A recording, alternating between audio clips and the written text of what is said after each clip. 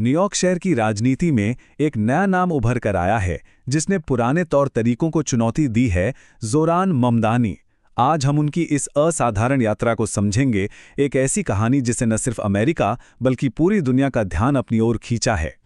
तो सवाल यही उठता है कि एक डेमोक्रेटिक सोशलिस्ट जो पॉलिटिकल एस्टैब्लिशमेंट के बाहर से आया था, आखिर कैसे न्यूयॉर्क शहर का पहला मुस्लिम और दक्षिणी एशियाई मेयर बन गया।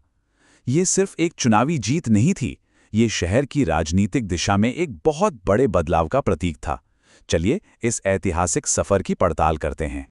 ज़ोहरान ममदानी के राजनीति को समझने के लिए सबसे पहले उनकी परवरिश और उनके अनोखे बैकग्राउंड को देखना होगा, क्योंकि वहीं से उनके नज़रिए को आकार मिला है। ज़ोहरान ममदानी की पहचान कई संस्कृतियों का संगम है। वो युगांडा में भारतीय माता पिता के घर पैदा हुए और सिर्फ 7 साल की उम्र में न्यूयॉर्क आ गए। तो सोचिए, उनकी अफ्रीकी, भारतीय, अमेरिकी और मुस्लिम विरासत, इन सब ने मिलकर उन्हें एक ऐसा ग्लोबल नज़रिया दिया जो उनकी राजनीति में साफ झलकता है। और उनका पालन पोषण भी काफ़ी असाधारण था। उनकी माँ है विश्व प्रसिद्ध फिल्म निर्माता मीरा नायर और उनके पिता हैं जाने माने शिक्षाविद महमूद ममदानी। तो जाहिर है, इस रचनात्मक और बौद्धिक माहौल ने उन्हें सामाजिक न्याय और दुनिया भर के मुद्दों के प्रति संवेदनशील बनाया। तो ये सफ़र आखिर था कैसा? एक सामुदायिक कार्यकर्ता से न्यूयॉर्क शहर के मेयर तक वो कैसे पहुंचे? आइए उनके राजनीतिक करियर के कुछ जरूरी पड़ावों पर नजर डालते हैं। उनका राजनीतिक सफर सच में सड़कों से शुरू हुआ। एक हाउसिंग काउंसलर के तौर पर उन्होंने आम लोगों को उनके घरों से बेदखल होने से बचाने के लिए संघर्ष किया। फिर स्टेट असेंबली में उन्होंने टैक्सी ड्राइवरों जैसे हाशिए के पड़े कामगारों के अधिकारों के लिए आवाज उठाई। यही जमीनी अनुभव उनके मेयर पद के अभियान की नींव बने, जो सीधे तौर पर न्यूयॉर्क के लोगों की जरूरतों से जुड़े थे। और हाँ, ये कोई आसान जीत नहीं थी।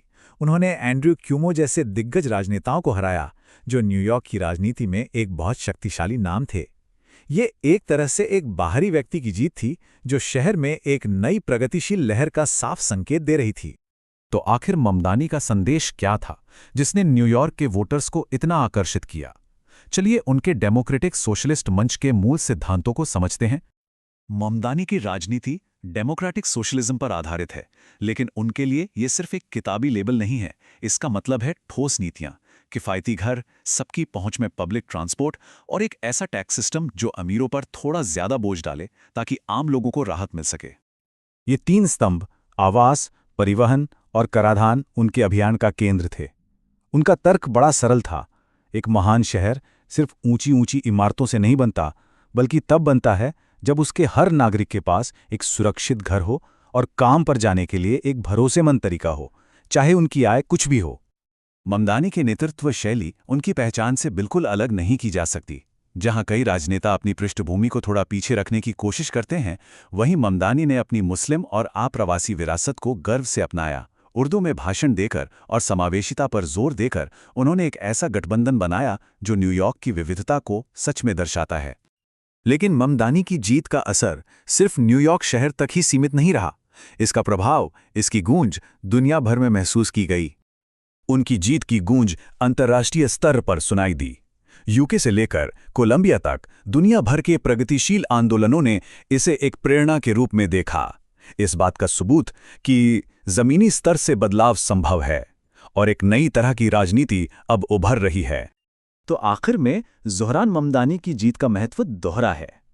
एक तरफ यह दुनिया भर के प्रगतिशील आंदोलनों के लिए आशा का प्रतीक है, दूसरी तरफ यह अमेरिकी शहरी राजनीति में एक बहुत बड़े मोड़ का संकेत देता है, जहां अब पहचान और प्रगतिशील नीतियां चुनावी सफलता की कुंजी बनती जा रही है।